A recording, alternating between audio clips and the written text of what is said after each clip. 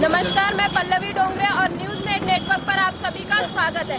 अभी हमारे साथ भारतीय जनता पार्टी के आमदार माननीय गिरीश जी व्यास है, तो आइए जानते हैं कि चुनाव के संदर्भ में उनका क्या कहना है।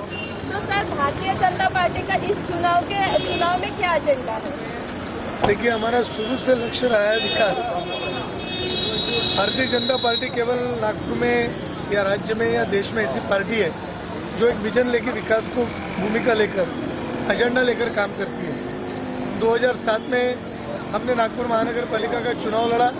हमने एक सरकार के क्या काम होने चाहिए महानगर पालिका के, इसका एक एजेंडा हमने लोगों के बीच में 2007 का घोषणा पत्र वचननामा प्रॉमिसरी नोट हमने लोगों को दिया कि नागपुर शहर में हम चुन के आएंगे तो हम क्या करेंगे, और उसके तहत हमने काम किया।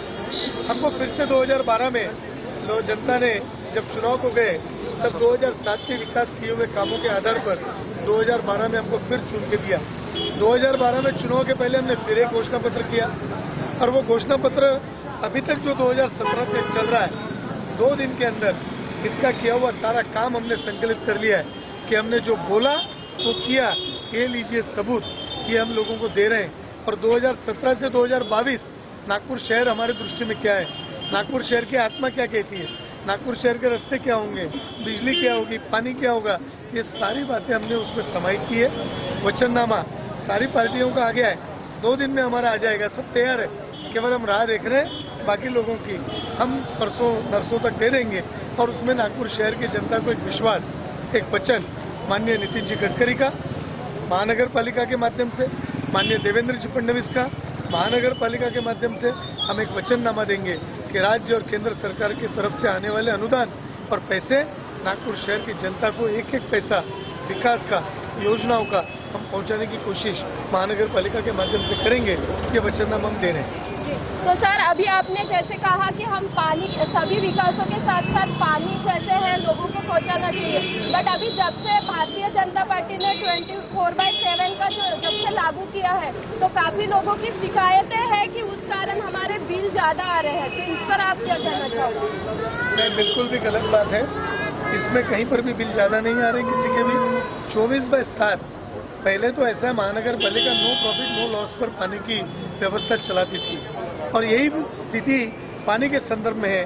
आज भी नो प्रॉफिट नो लॉस, पर अब हम देखते हैं कि जब पानी की कोई भी व्यवस्था करनी है, यहाँ पर डली हुई पाइप लाइन है, ये पुरानी है, कई तो अंग्रेजों के जमाने की है, जो बैठ गई है, धस गई है, घरों के बोझ से धस गई है, मिट्टी के बोझ से, वाहनों के बोझ से ये जमीन के अंदर चली गई। जगह जगह लोहे के पाइप, जो सीआई के पाइप है, वो टूट गए, क्रैश हो गए। इनको बदलने की आवश्यकता है। ये बदलना है तो नए पद्धति से बदलना है, नए चैनल से, नए नक्शे से, नई वितरण प्रणाली से बदलना है। इन सबका खर्चा आधुनिक स्थिति में ज्यादा है, इसका विनियोजन करना पड़ता है। अगर ये विनियोजन में अगर कहीं थोड़ा दबाव पड़ता है तो बिल के माध्यम से पड़ता है, पर कहीं पर भी ज्यादा बिल नहीं है।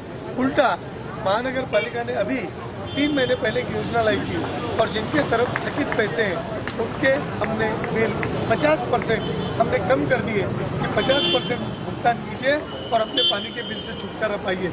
ये योजना देश में पहली महानगर पालिका है जिसने ऐसी सहूलियत दी है।